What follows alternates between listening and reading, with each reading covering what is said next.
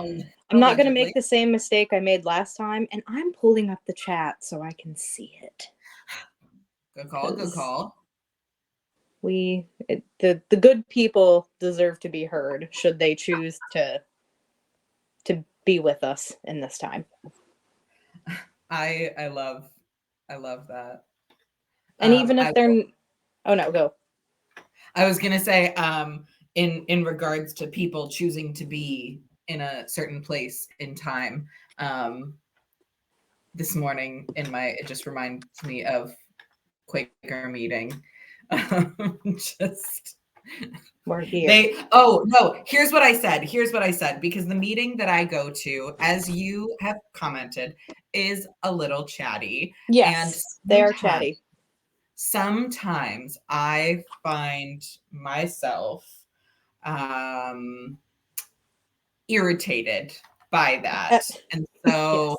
I was practicing a stance of just like radical acceptance in that if the individuals who are speaking believe that their speech is spirit-led, then that is their truth in this moment, and it does not need to be my truth, and that doesn't make them bad. It does not make them bad.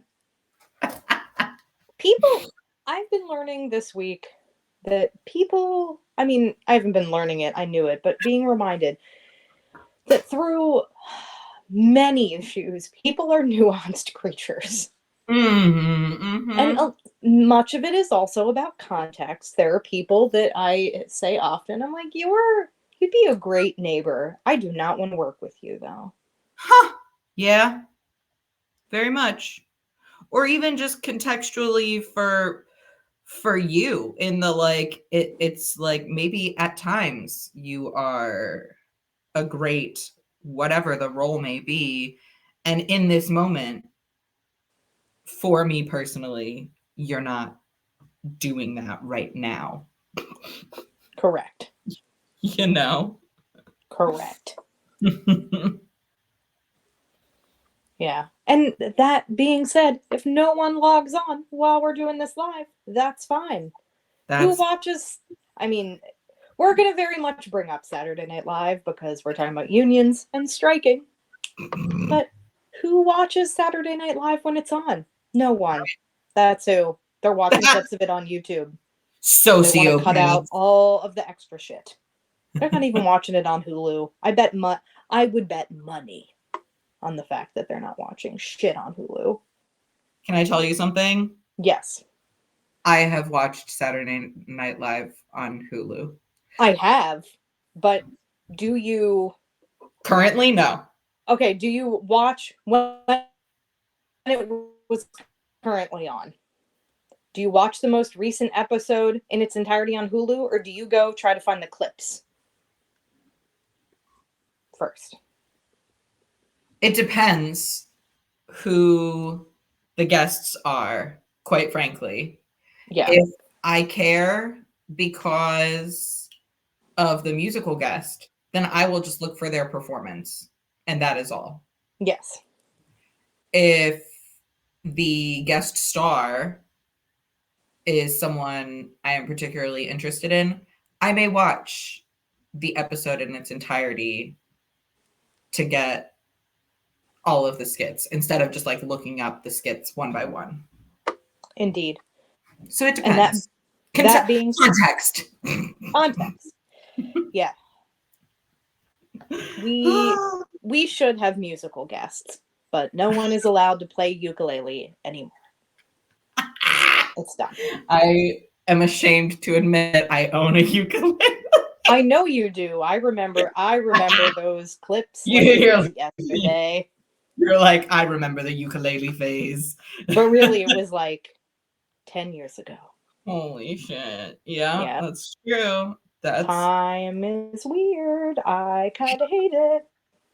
It is weird. I don't like that at all. Oh no, me neither. There are thoughts so incomprehensible I don't want to even speak them out loud because it has nothing to do with unions and it has everything to do with the reality of aging. Oh. I hate it. It is. Oh my God. Deeply upsetting. Today at Quaker meeting, I said that I will eventually probably just get this kidney of mine ripped out.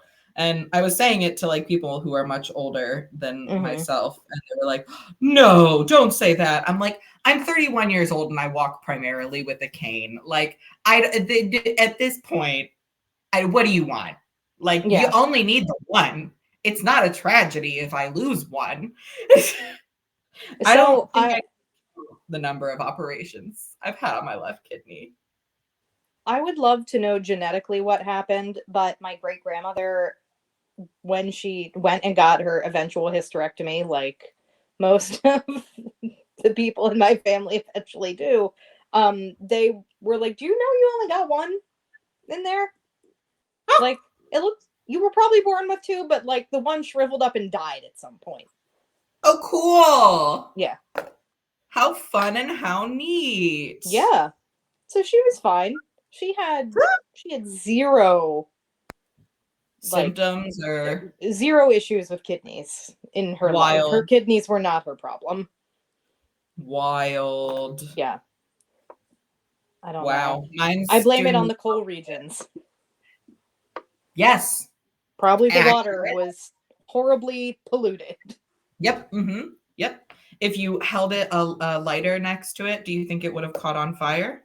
Probably. Actually, that's a really good place to open this. Is Pennsylvania has a really unique and storied history. Actually, not that unique because West Virginia and other areas of the Appalachian regions. Yeah, really just Appalachia. Whatever it is today. Lots of coal mining. And of course, as we like, another good reason for having unions is at one point, these companies thought it was a good idea to just pay their employees in scrip, which wasn't even real money. It was like Dwight Schrute bucks. They were paying their employees in Schrute bucks, and they could only use them at certain places. Some of those places happen to be bars, so you can guess what happened. Can the musical guest just be the song 16 Tons? or like an old-timey jug band. Oh wait, before anything. Yes. Before it all. Yes. Before the world began. Creator to highlight. Yes. We have a local hero supporter of your of unionizing efforts. Dre is a tattoo artist local to the central Pennsylvania area.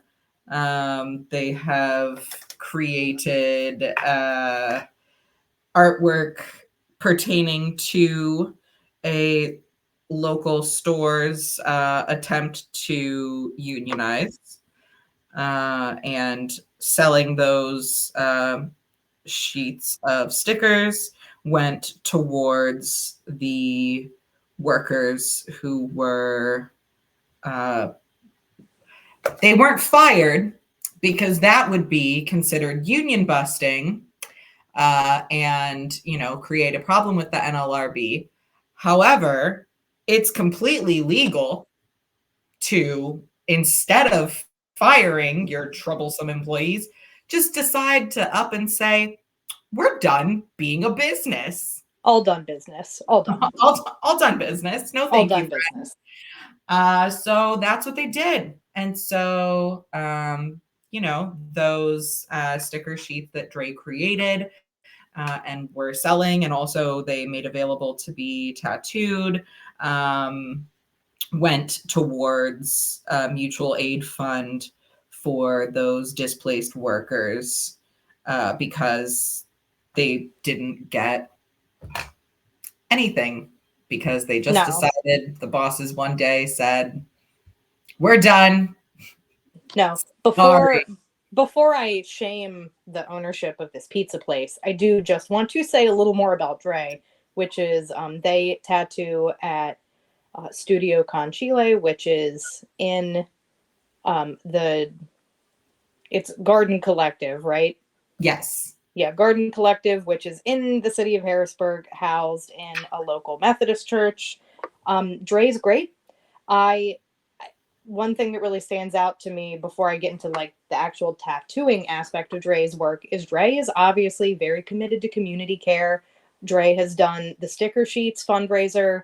I went to a fundraiser over the summer that Dre did for surgery for a colleague of theirs, and They they just just did another. recently Yeah, did they just did another another one this fundraiser. weekend. Yep.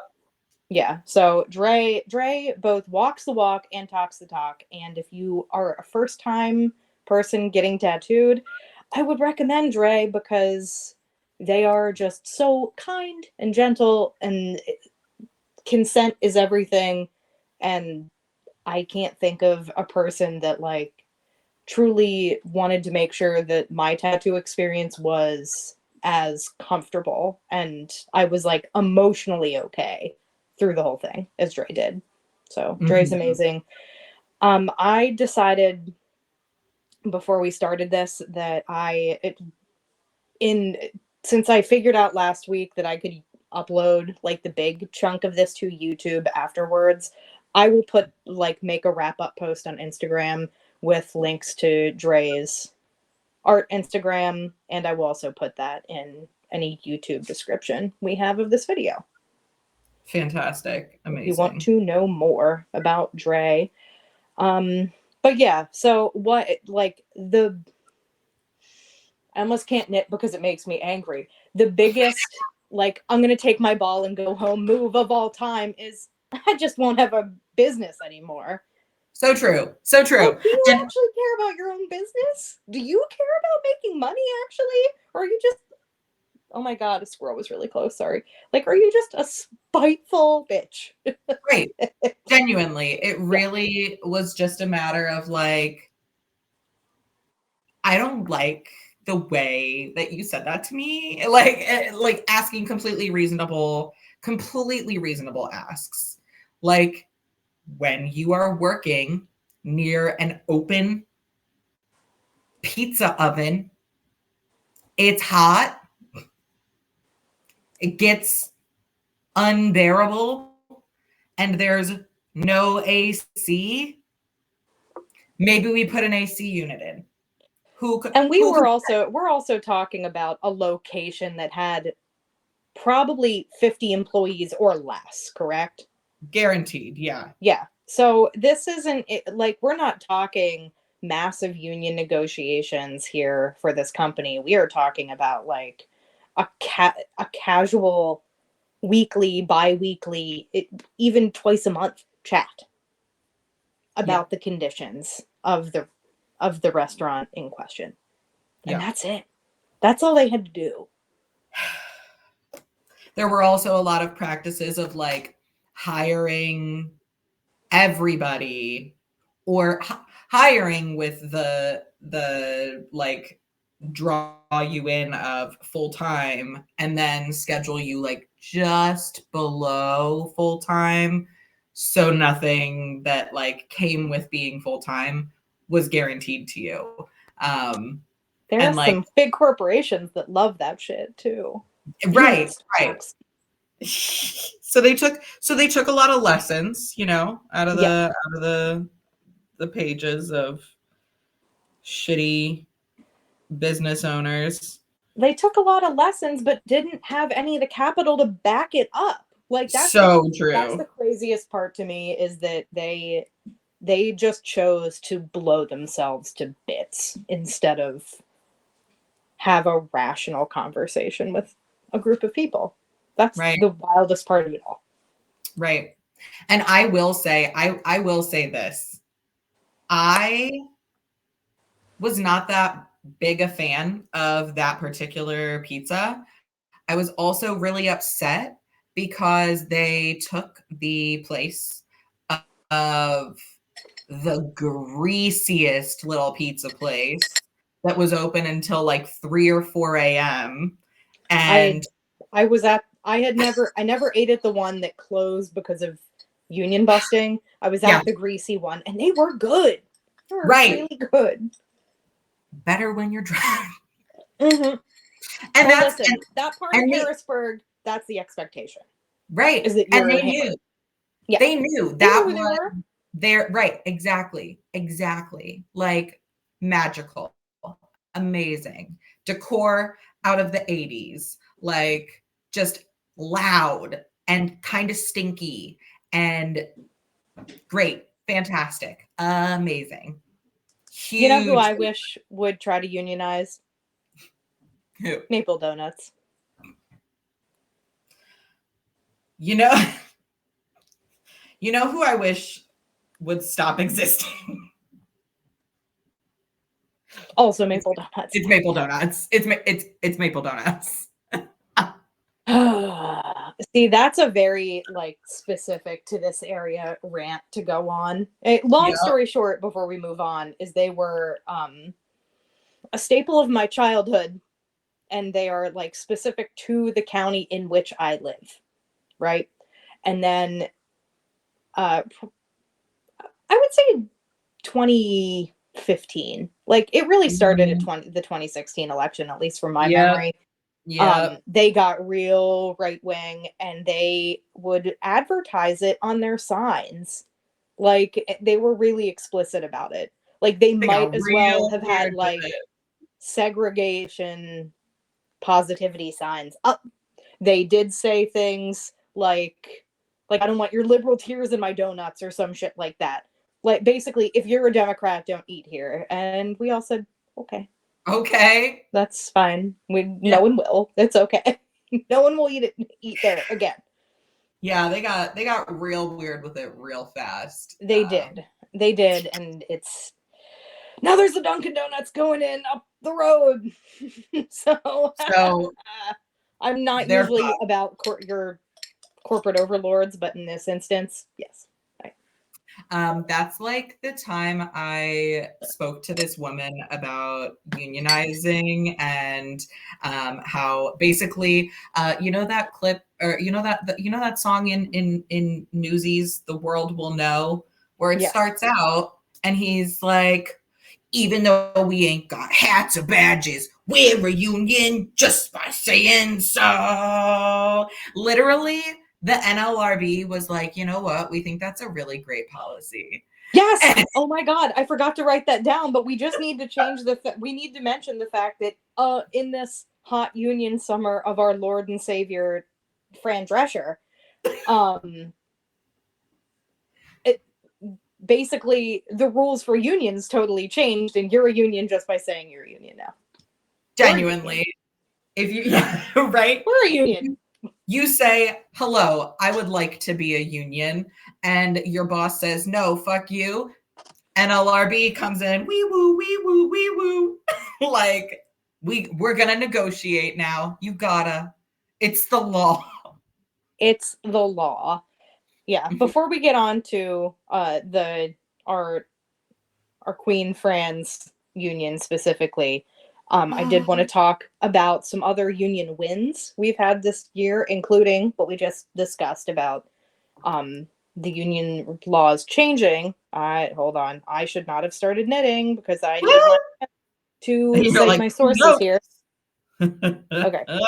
So I'm still working. Also, I think the last time I was working on my tank top, it's knitting in the round, and it's really boring right now because it's just one knit stitch. So I'm just hammering out some socks.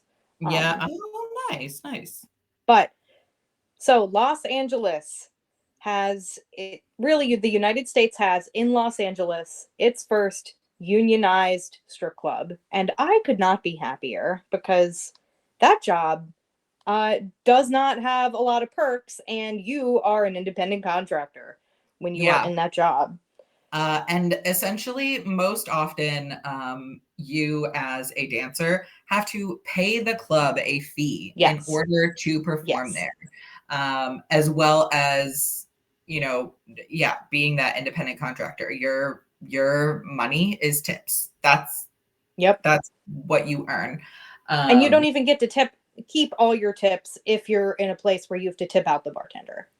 Right. Or the servers. Those things are all possible, and you don't always have the promise of a secure venue, of your own personal safety, that you are giving much more than you're getting in return.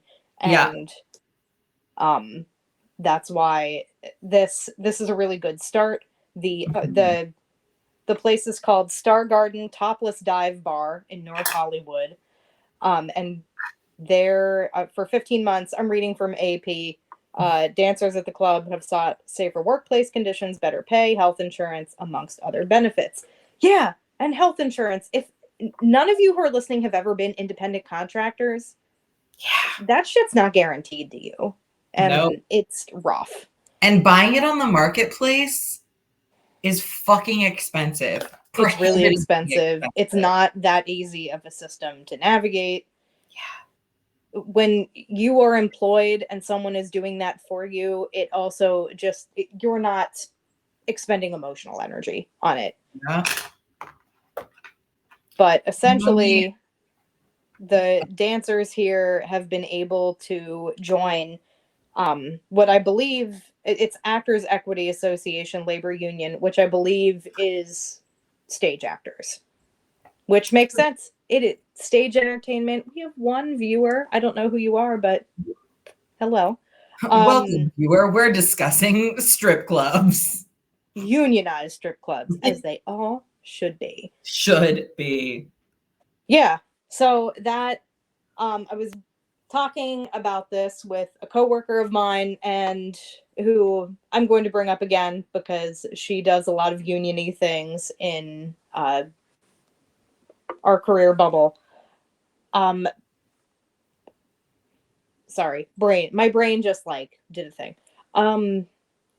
No, so it does lead me to the next question though, because I don't know about anyone else, but here on this stream, we are an all work is work community. And I believe that all sex workers should be able to unionize once it is legal, as it just should be. What union, Cam, what unions? What unions are you going to fall into? Because I know it's helpful to have a category, especially when you're trying to unionize. Is this a Teamsters situation? Right. So I was thinking about it, right? And like Yes. in terms of like so there's a lot of things I think that would need to occur. Either, well, okay, so you're already operating in an underground economy, Yes. right? I'm looking exclusively at like full service. Yes. Or like even like dominatrix or like pro dom, that sort of stuff. Either you could continue to be an independent contractor, or there then are employer, like do you form a collective, like I think that's really the way it would have to go. Right. So like, I mean, essentially what we're looking at is like a brothel type situation. But a collective where there's no one person in charge. They maybe have a board of directors to oversee governance. Yeah. Right. Or it's like a worker owned and operated kind of situation. If that were the case, it's almost like it's, I mean, is there like a union category that like massage therapists would fall under? Or like, that's interesting. I hadn't thought of that. That is, or like chiropractors, like those kinds of like. I'm going to tell you right now that most chiropractors are not pro-union. Right. No.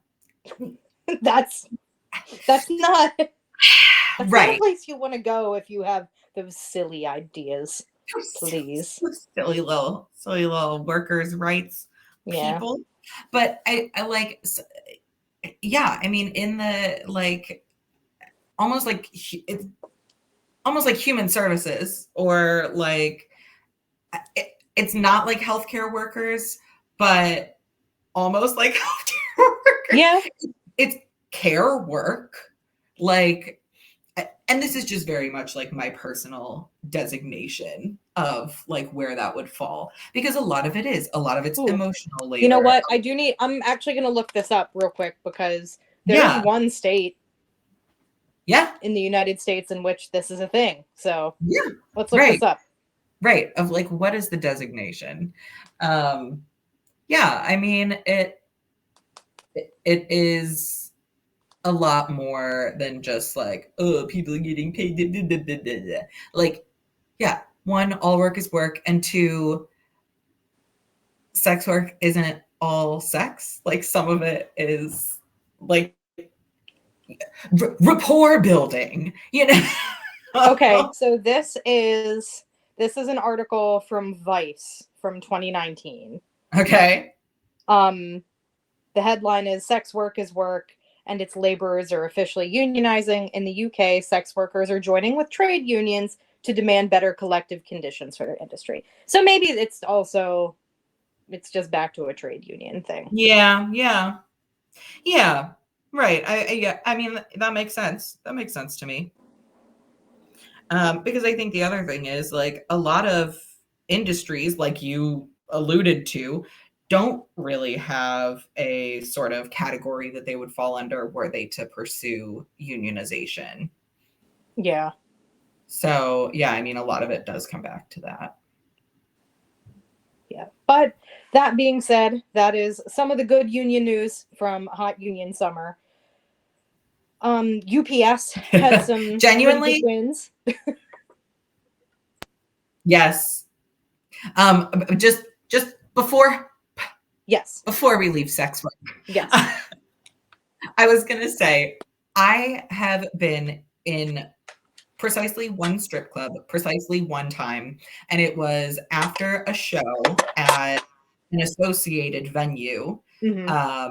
I was inebriated, and I very much needed to use the bathroom, and they were like, "Oh, you can't come back into the music venue. The music venue is closed. However, the associated strip club, you can enter for free with a music ticket from the show tonight."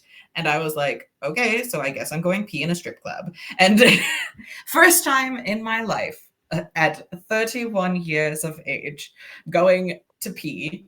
And I literally just walked in, peed, walked out. And as I left, the guy was like, "Leaving already?" And I go, "I know what boobs look like." Didn't need to see him again. I know what they Right, are.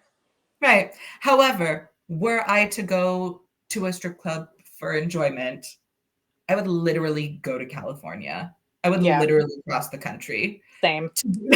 to do that. Same. Same. There are some specific locales Yeah. that I would rather see than here. Right. Right. Yeah. Yeah. I don't want to run into people I know here. That's not a time to like chit chat. Right. My husband had a former colleague who had like a special membership at that specific associated place. Yeah. That's how much Terrible. he was there. I'm like, that's a lot. You're there a lot. That's like saying that you have a special membership at any bar though. Like, that's a red flag Yeah. for your liver's health. Facts. Yes. Yeah. Yes. Like, even if Oh. I was to say like I have a special membership at the Silver Lake because I'm there all the time, that's a problem. So yeah, maybe You are someone lonely. Get You are a lonely person. yeah, find a different social activity. Please find a different social activity. Also, when I was preparing for this, I had a disagreement with a couple people in my household about the ability of dancers to unionize, which I felt like was pretty ironic and a little hypocritical. considering that I know they've enjoyed that variety of entertainment in the past. And is it 2 Yep. family members? Yep.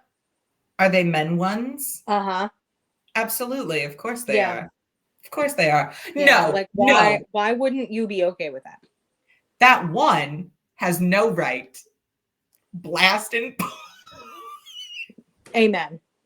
Amen. Let the people say. Amen. Yeah. And Yes. now on to UPS. Yes. Now, on to other varieties of packages. Speaking So, of yeah. air conditioning as a basic safety requirement, boom. Yeah. Hello. I'm happy for UPS. I have yet to be disappointed by their service. Yeah. Entirely, and I'm glad that excuse me, they were able to come to a good agreement, an agreement that was beneficial for their employees and for everybody. Yes. And look at this.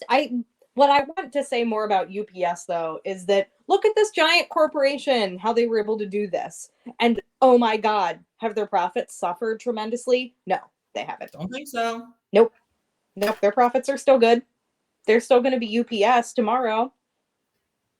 They haven't tanked. They just simply did the right thing. Right. And I'm not saying, I mean, all of this to say is I prefer the U.S. Postal Service for a number of reasons, which are personal to me. But they did the right thing. Mm-hmm. They didn't go under. There's no reason that other corporations shouldn't be able to do this. Exactly. To say what a reasonable ask of literally, I'm about to fucking display the communist flag in the background and start saying but genuinely to say, okay, here are some reasonable, cost-effective requests from the people whose labor is lining our pockets with cash. Let us keep this workforce happy and productive. Yes.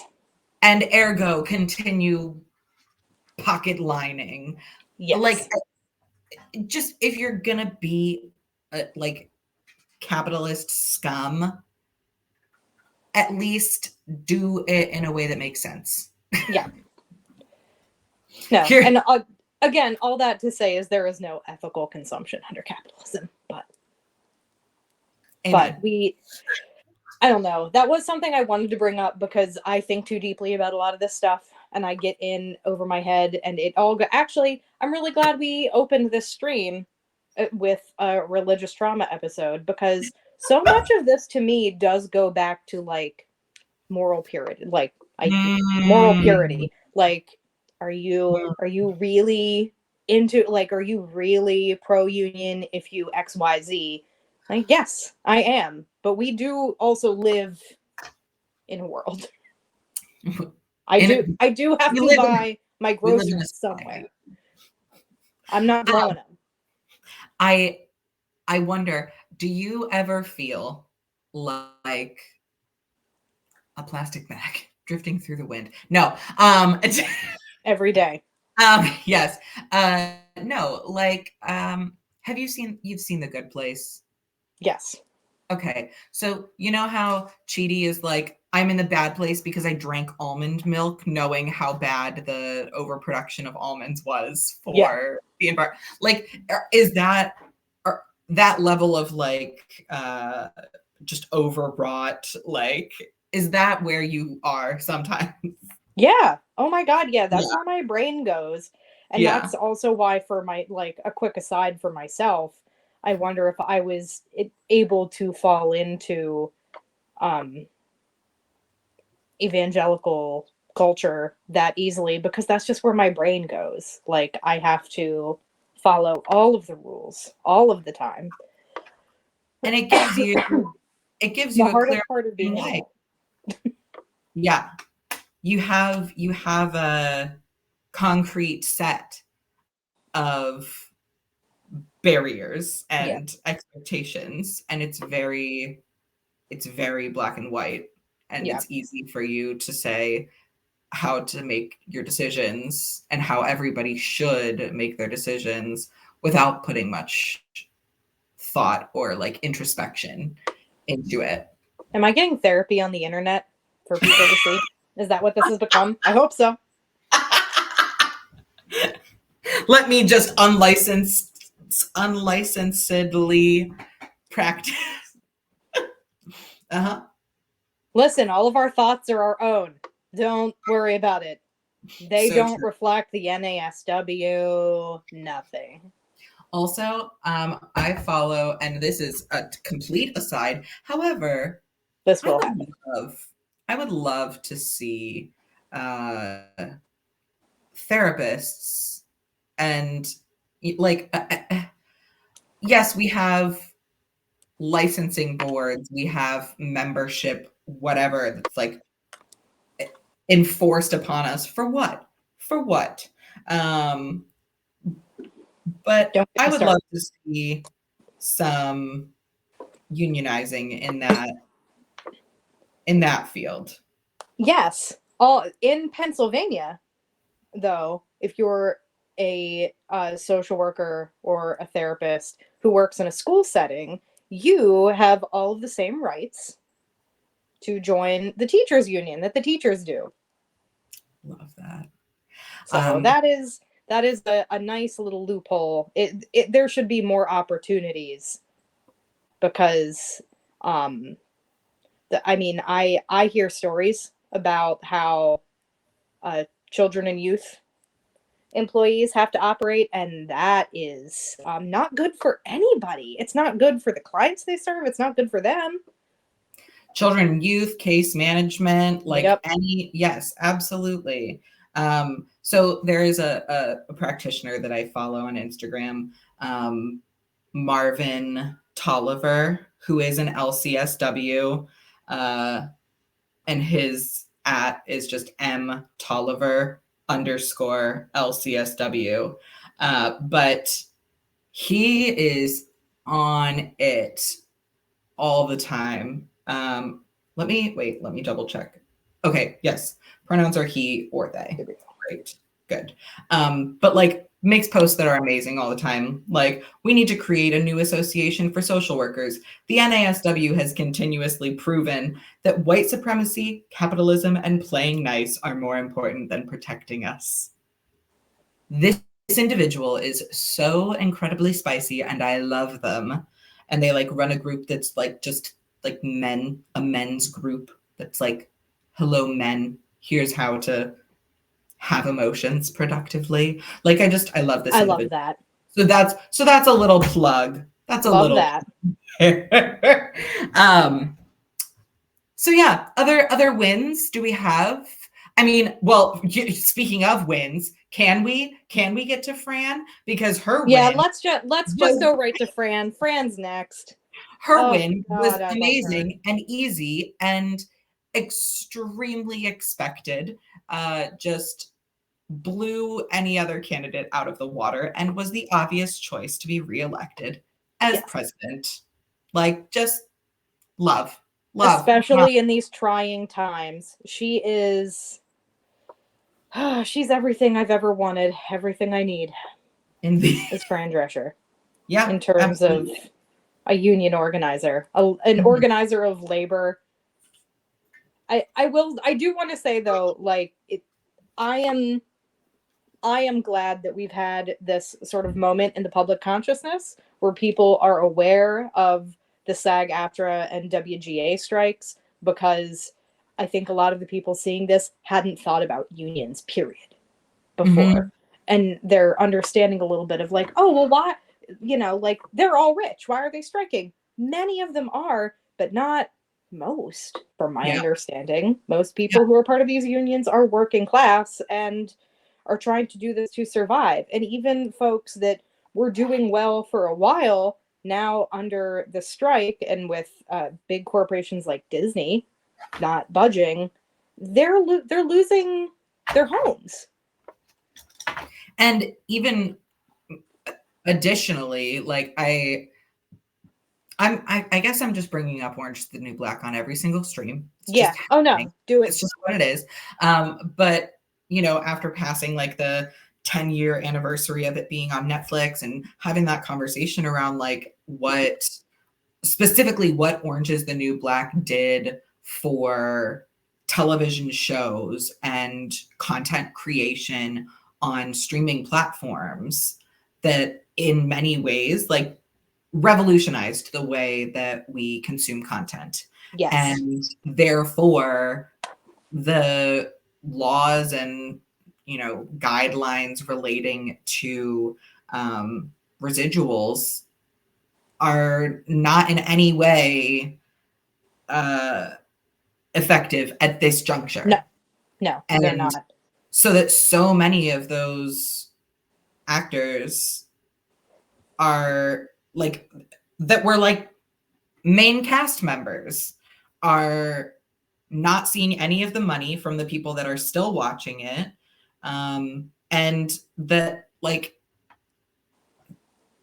they are not well off, even though they are, quote, famous. So it's not even just like the struggling actor who's like, oh, I've done a couple commercials and I'm in SAG-AFTRA, but it's like big name individuals. Billy Porter has been really public about struggling financially through all of this. That is not a person who is unknown. That's a household name. Right. Yes. I also believe Samira I forget her, Wiley, Poussey from Orange is the New Black, has also spoken publicly about it. Uzo. Yes. Oh my God. Who is also just like a Broadway darling on top of it all. Yes. Like an extremely talented person with many credits. Yes. To her name is struggling. Right. Like you said, by no degree unknown. Yeah.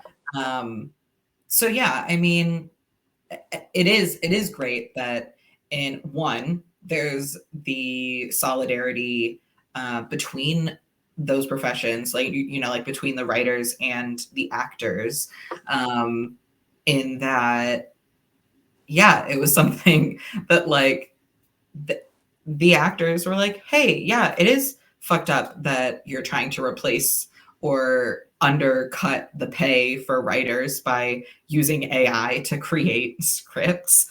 And also, let's also talk about this other issue additionally, and let's support each other and like just put everything grinding to a halt. Like, I really hope to see resolution soon. I do too. I can't imagine how much revenue is being lost because everything is at a standstill. Like again, common sense requests that are being made that would not in any way significantly diminish the bottom line. No. It's really, if UPS can do it, Disney can do it, Netflix can do it, Paramount can do it. They can afford to do this. Right. They have more money than God.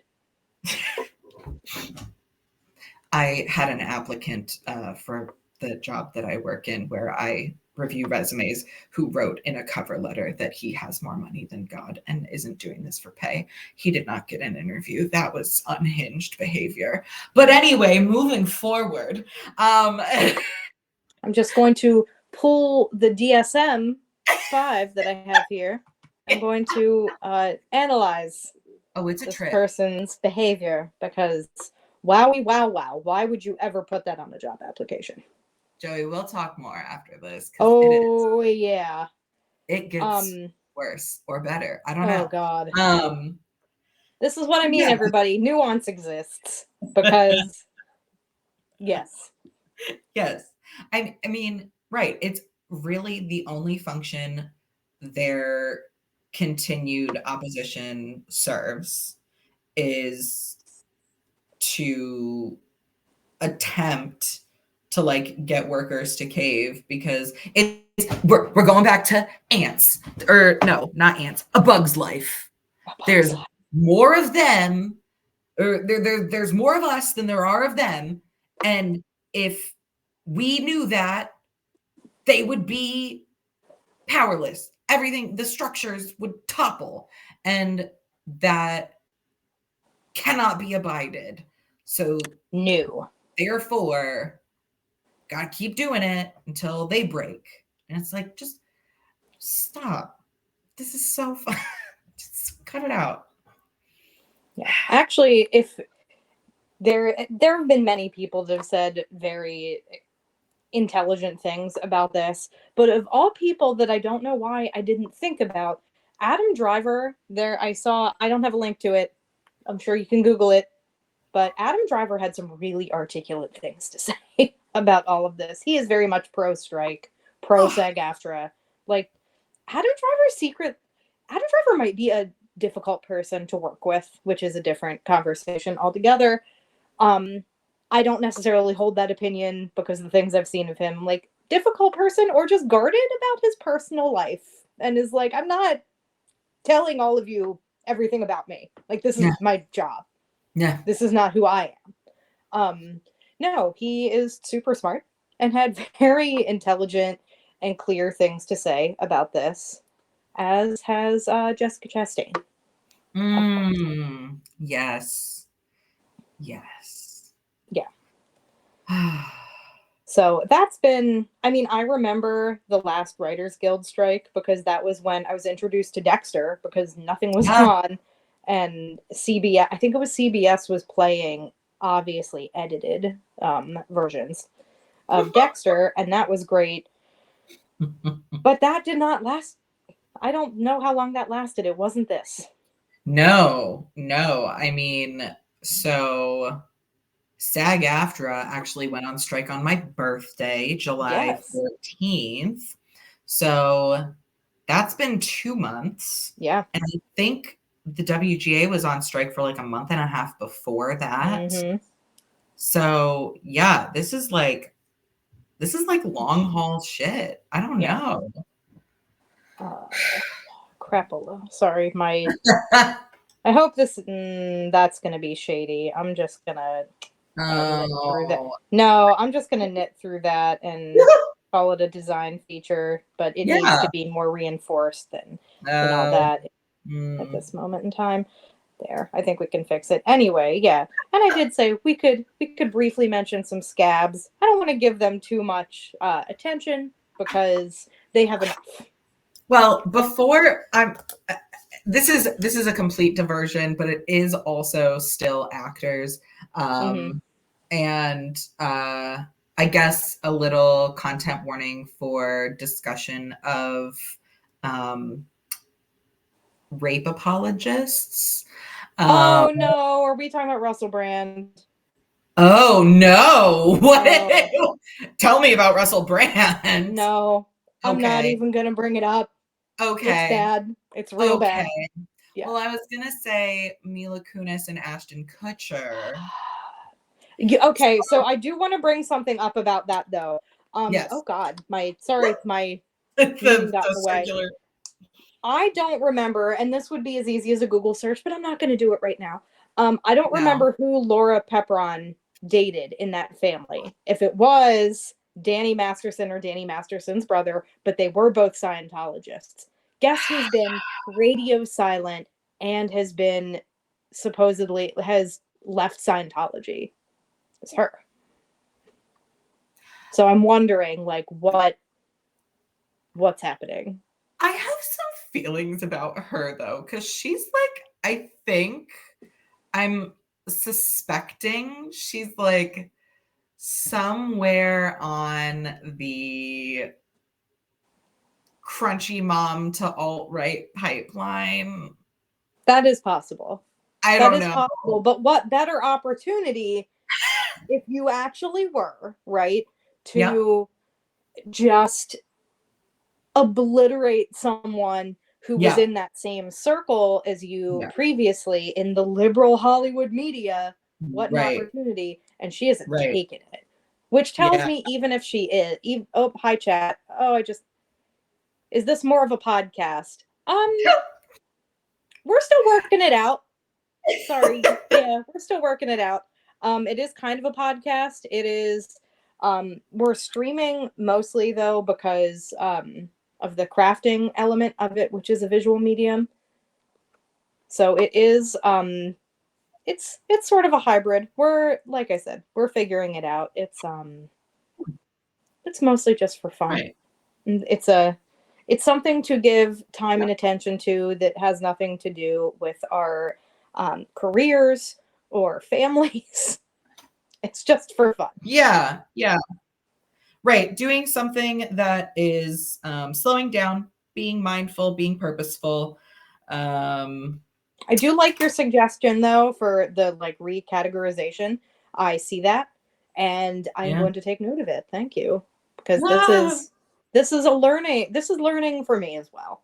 So I'm yeah. certainly open to different critis not even that wasn't even a criticism. That was very helpful. That was a helpful Yeah. criticism. And I am open to that. Yes. So thank you. But no, back to Laura Pepron. Yeah, I think there's Yes. something she can maybe also be a terrible person. Who knows? Yeah. Who knows? But Who knows? in this instance, she's been pretty quiet, and I wonder if I mean, I think knows. she probably knows more than Yeah. Ashton Kutcher or Mila Kunis would, do because yeah. was Was intimately very involved with involved. someone in their family. She knows Right. stuff. Right. And what I had said to my partner, so we were going to talk about Scabs, which would get to Drew Barrymore, but I was also talking with my partner about the Mila Kunis and Ashton Kutcher of it all, and was like, you know what this is for those like big name actors who are out of work in a way that like is probably not impacting their life significantly, but also maybe for the first time in many years they're like not in a spotlight, and so they have to just like shut up for a little bit, and they don't know how to act and they don't know how to behave, they don't know what to do with themselves. I was like, you know what this is for them, this is what March 2020 was for all of us. Oh shit. Yeah.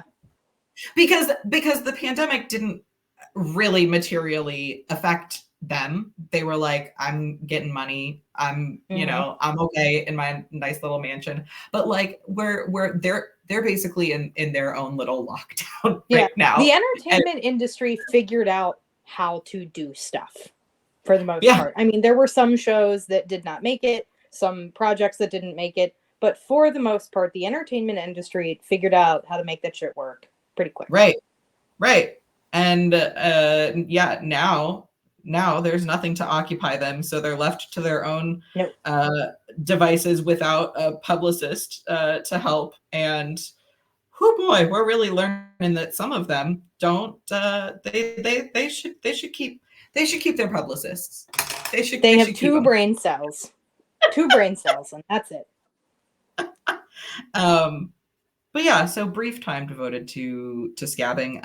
I really love how the internet successfully bullied Drew Barrymore into putting a halt to her next season of the talk show. Her scabbing makes me so sad. Yes. Like I'm more disappointed. Remember how I just said about how like Maple Donuts went alt-right and ruined my childhood? Yeah. This is like riding the same line for me. Yes.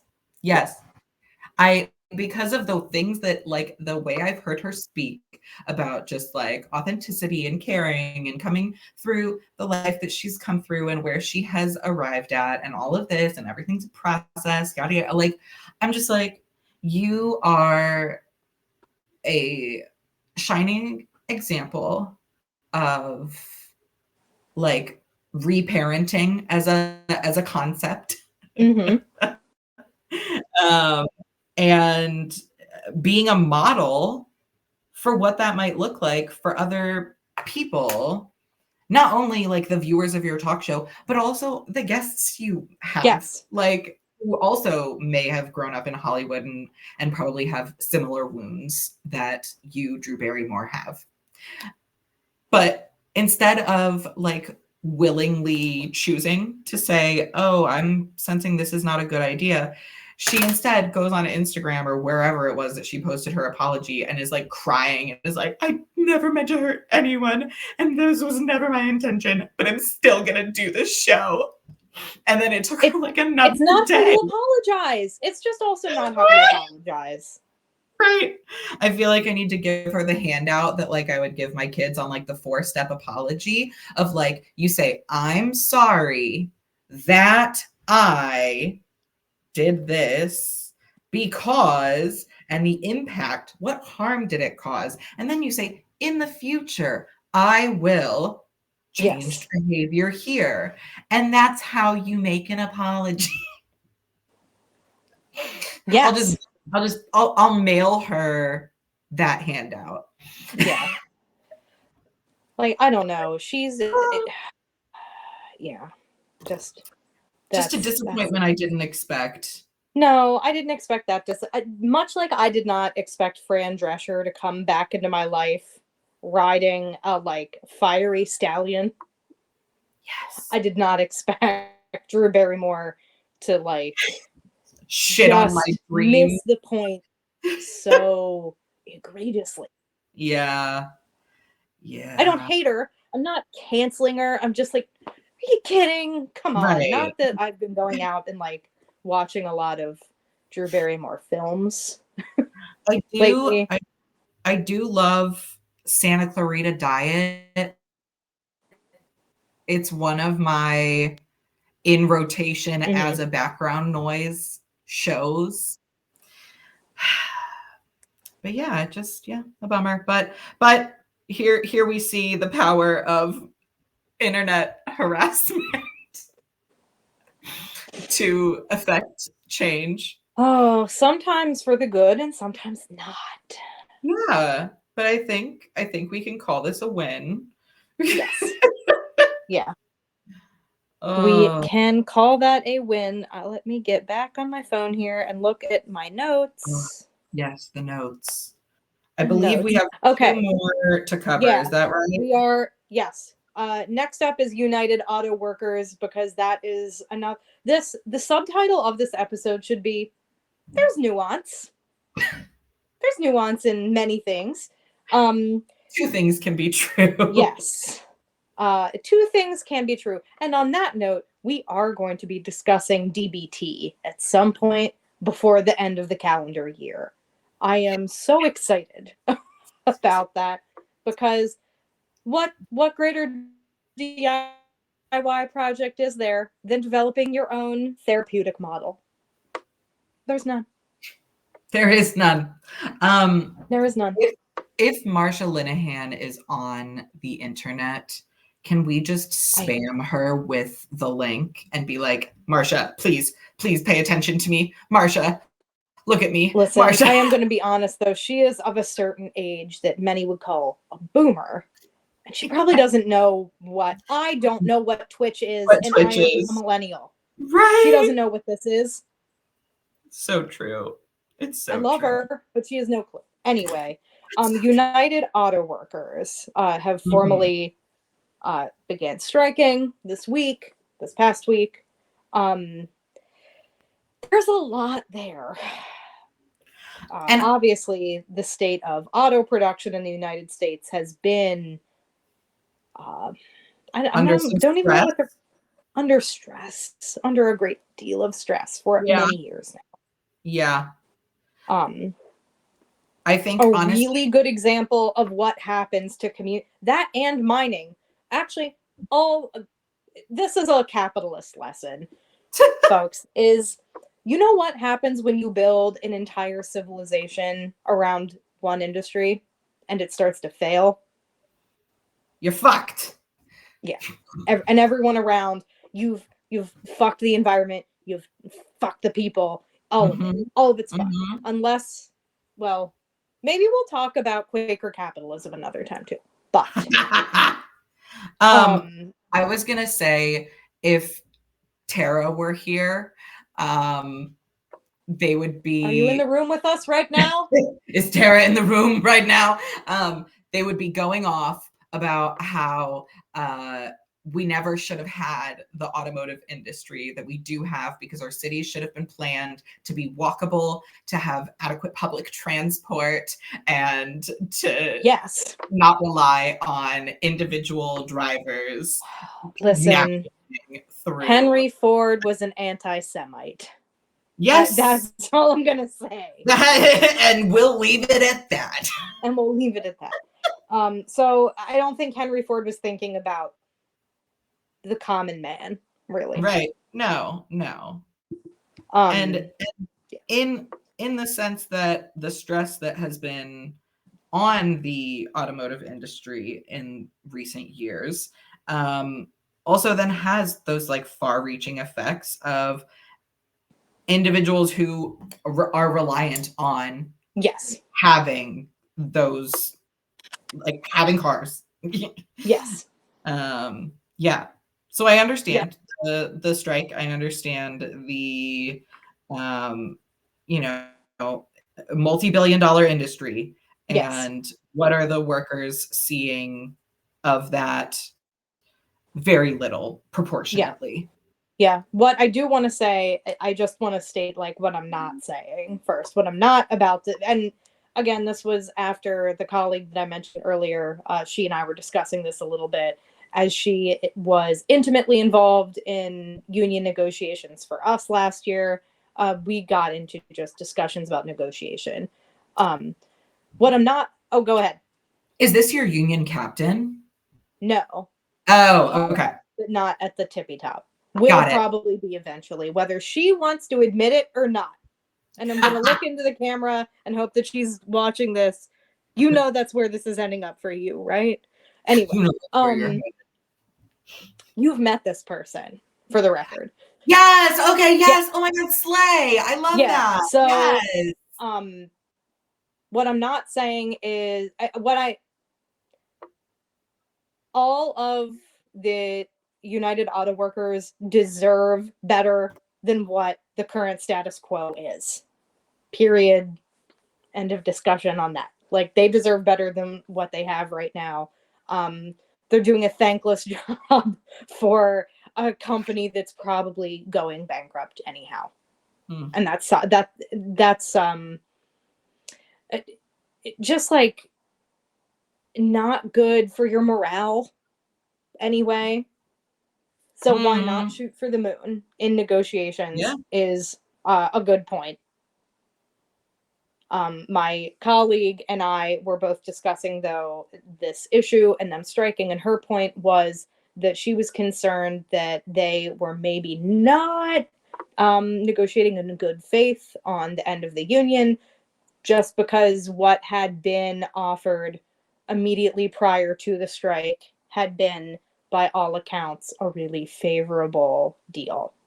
And that's a valid place. I'm not them.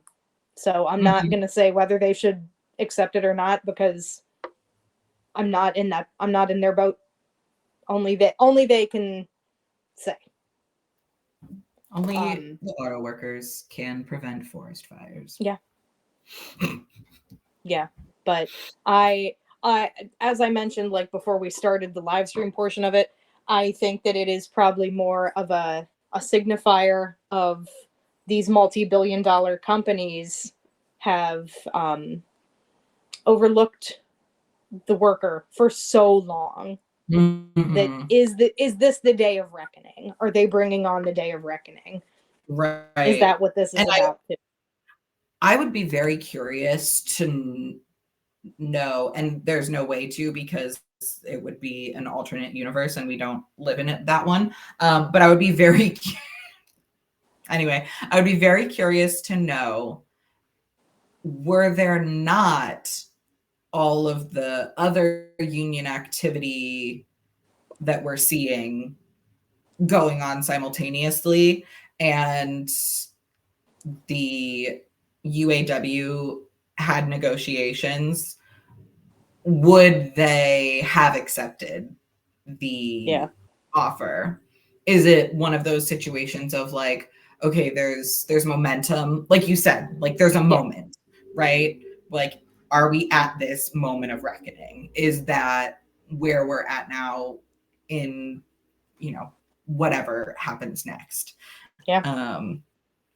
So yeah, I mean, I don't know. It's an interesting question to think about, but also impossible to say.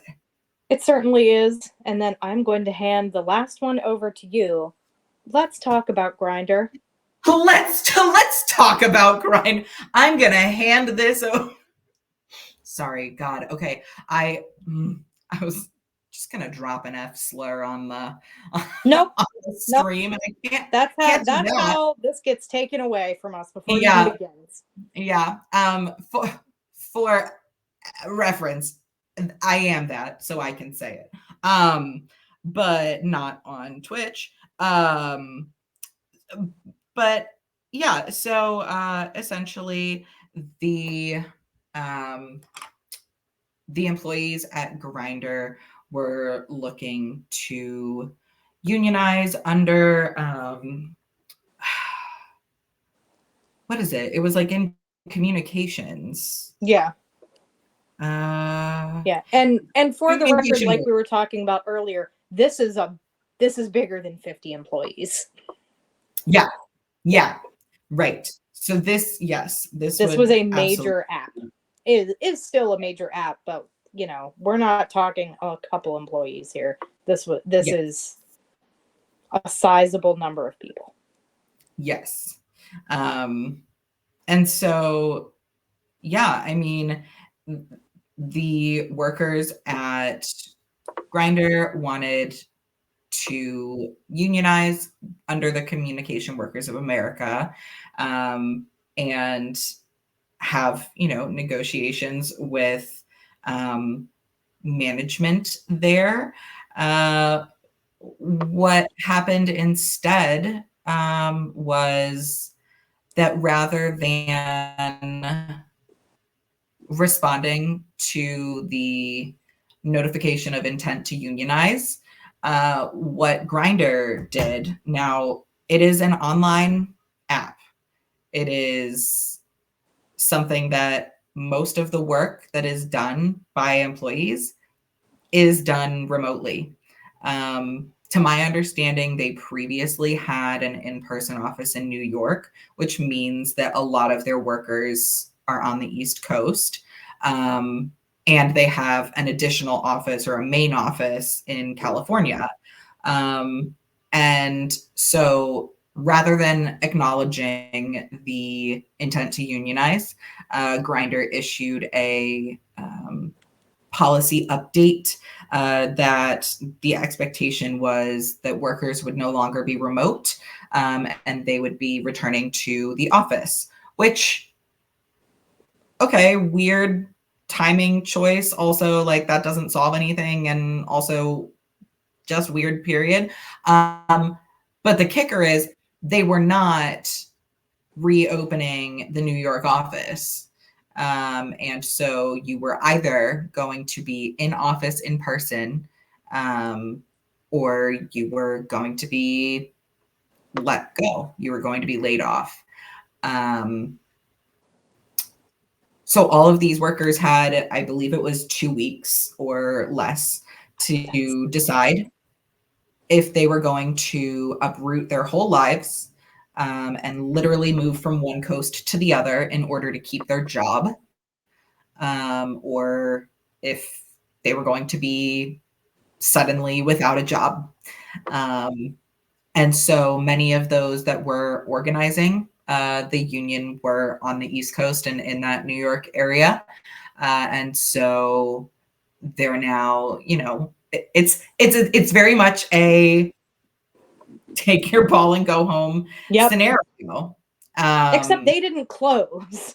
They just went like, we'll find some other desperate folks, and we never valued you. That's what that says to me, is we never valued you as employees. Right. And that's the part that's got to hurt the most, is like, And you know. the other thing to consider, right, is that a lot of the employees at Grindr, much like the target audience for the app itself, are in the LGBTQ community. Many have like issued personal statements that like working in tech is a field that is overwhelmingly dominated by people who are not in the demographic of Yeah. workers at Grindr. Yeah. Go to your local IT department, folks. Go to your IT department. See who's there. Right. You try having a pronoun in front of them. God, they all smell like fucking Monster Energy drinks. And Dorito dust. God, what that other weird metallic smell that I can't quite describe. You know what I mean? Yeah.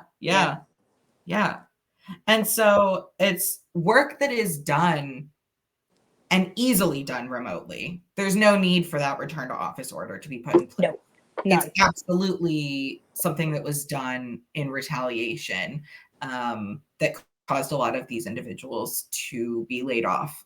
And so I believe as it stands, they did file, like a grievance with the NLRB to say that it was like union busting activity. As far as I know, Grindr has not responded to the individuals as of yet. So they are still laid off. They, are like suddenly found without a job. They also on their Instagram have posted some financial information about the company, which I don't know money words. However, it seems that there's a board member who is the majority shareholder and had bought additional stock in the company following that return to work order, which would make, the majority of the profit then go to that person who is like continuing to buy the shares. And I don't know to what extent that person was involved in the policy decisions around the return to work order. But yeah, just some shady dealings. Absolutely, definitely not acting in good faith, and doing something that is really harmful and disappointing to workers for an app that in a lot of ways like was very like kind of revolutionized online dating for queer people. Or like hookup culture or whatever it is that you want to call it. Like,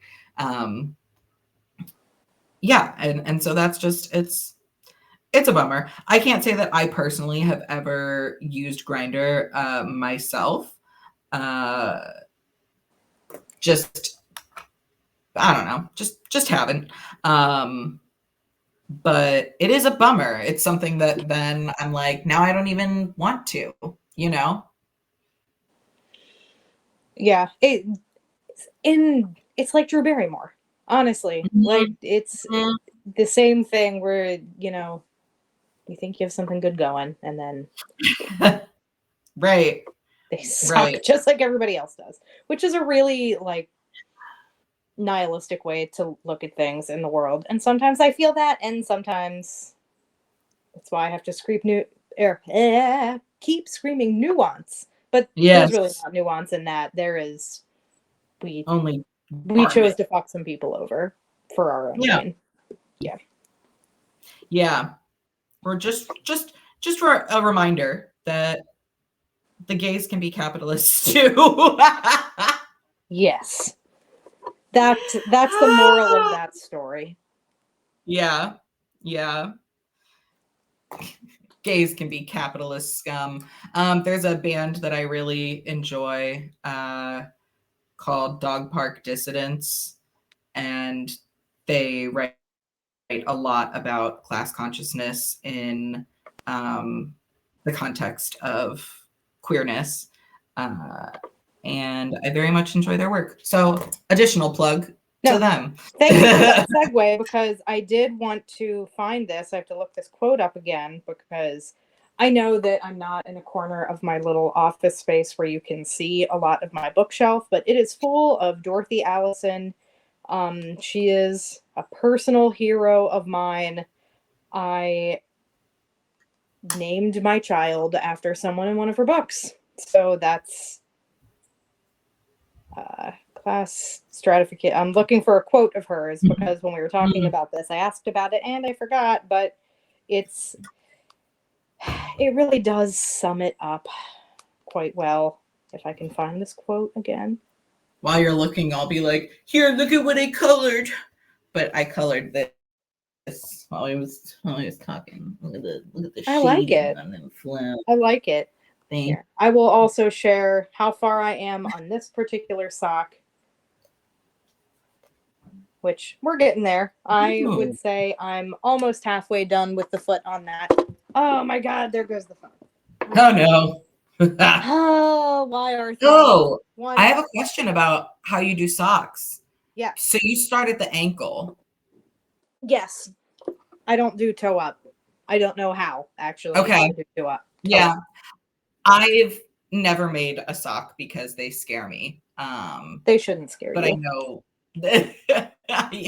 Yeah. If you can knit in the round, you can knit a sock.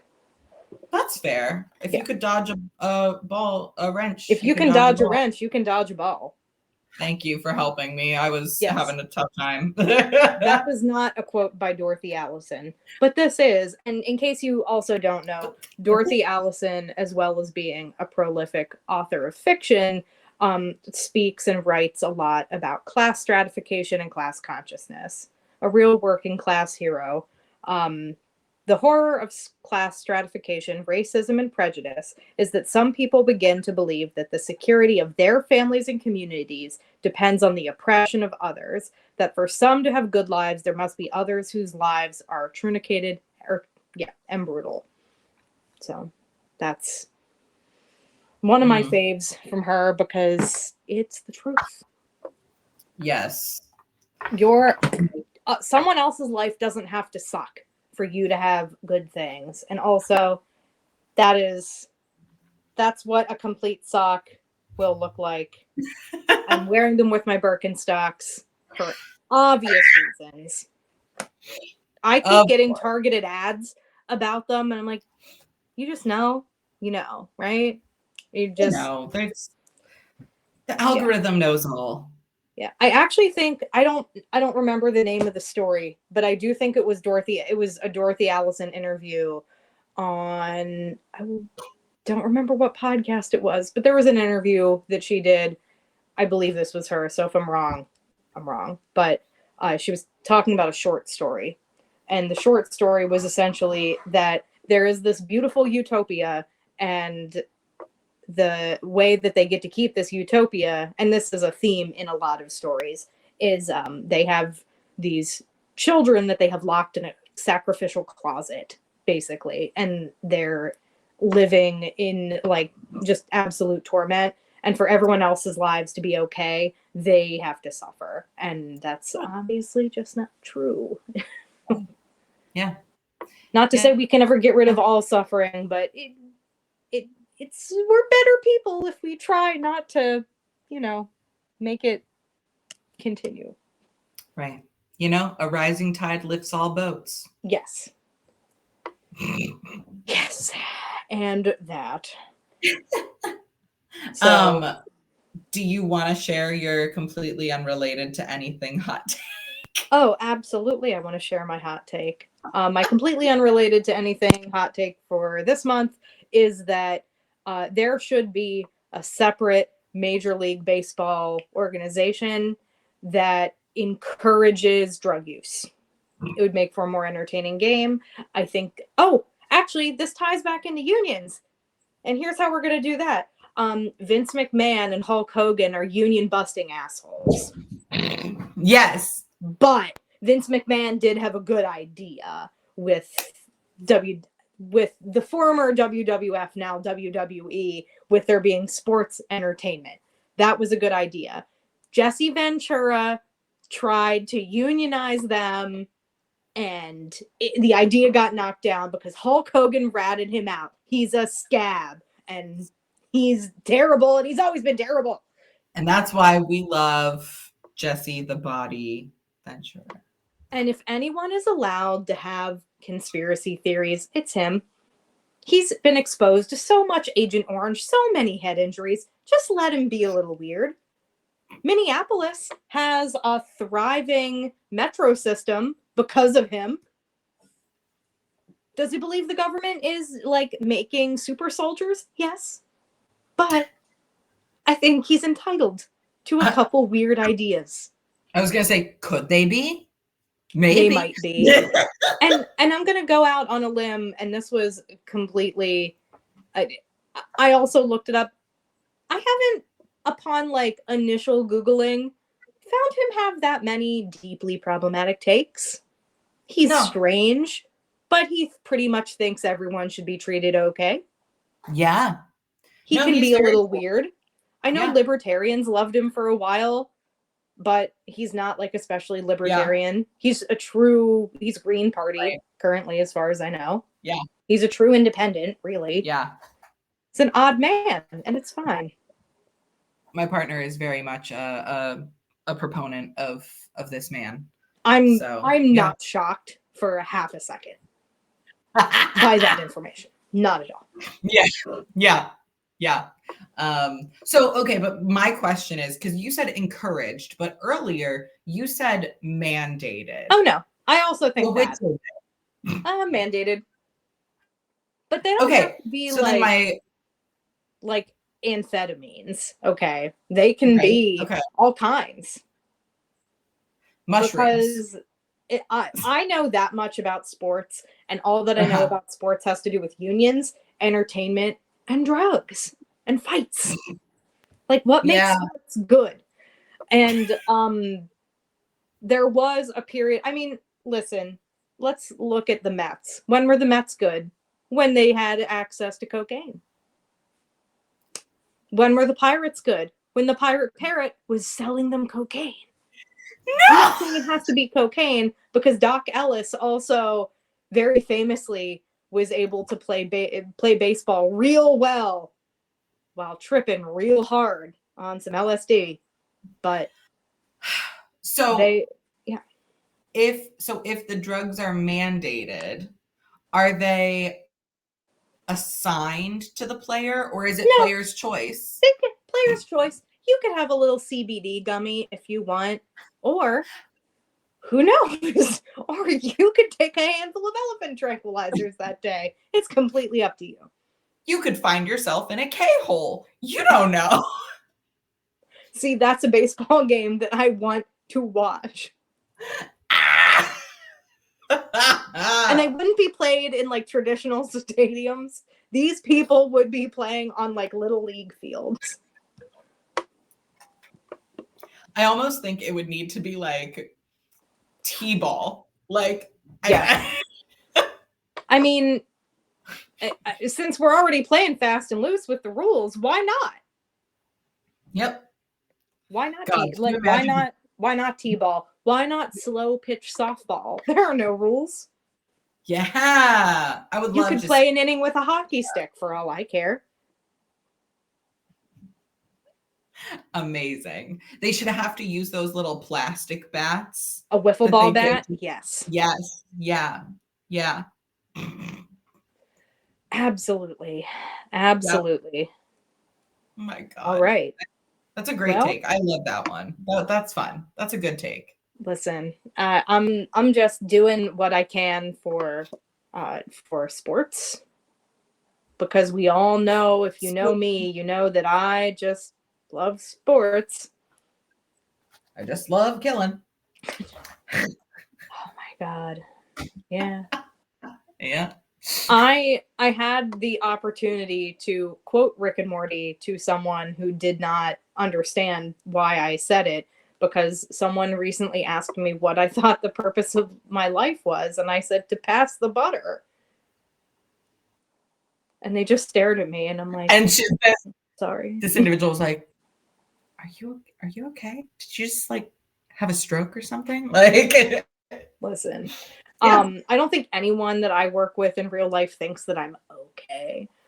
In the traditional sense, they all know there's something a little wrong. It's just how much. Yeah, I think that's a good question of generally everyone. How much? Yeah. In what way? In what way? But yeah, also a thing that my significant other also told me recently, and I have done no research to find out if it's true, was the Philly Fanatic created by the Jim Henson Company? Excuse me? That's what he says. He might be. I mean, we're doing this on a device that has all of the world's information at our hand. Why can't I look this up real quick before we? That's go? true. Philly Fanatic Jim Henson Company. Is this? Let's look. I mean, do I want Gritty to have been created by the Jim Henson Company? Yes. Yes.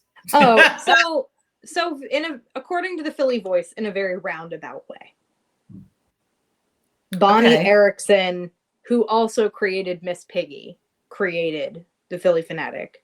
So they're like cousins. They're like second cousins. They're not really like from the same. They don't have the same dad. Yes.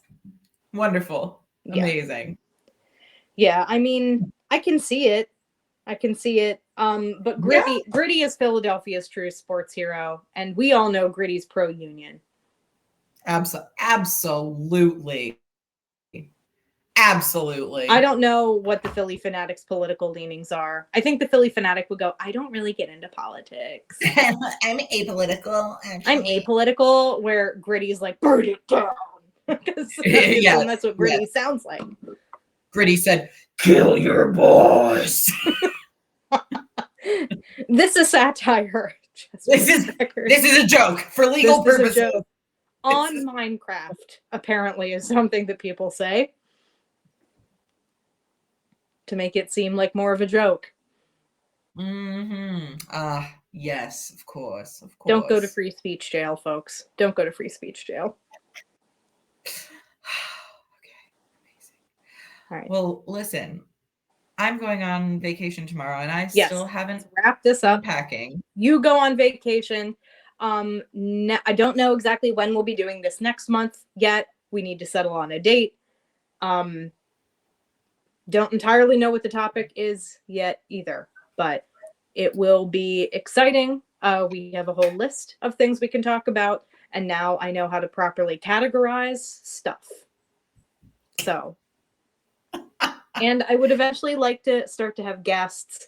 I think I'm just going to eat the $20 charge because it's not that much in the scope of things, and be able to have multiple people on here at a time. So I would love to have some guests on to craft at the same time and talk about stuff. I want Tara to truly be in the room with us.